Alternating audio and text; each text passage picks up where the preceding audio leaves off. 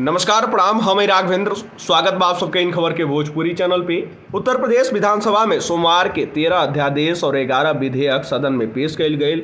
एमे से कुछ अध्यादेश और विधेयकन पर सदन में आगामी दिन में चर्चा हो सकेला। वहीं विधान परिषद से बिना कोनो संशोधन के लौटल 3 विधेयकन के राज्यपाल का मंजूरी के बाद अधिनियम के रूप में मंजूरी दे दियल गई।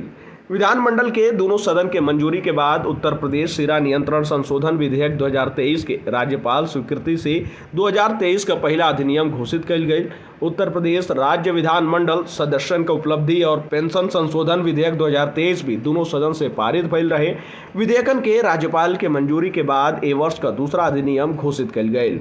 उत्तर प्रदेश विनियोग विधेयक 2023 के भी दोनों सदन के मंजूरी के बाद राज्यपाल के स्वीकृति से वर्ष का तीसरा अधिनियम घोषित कइल गई।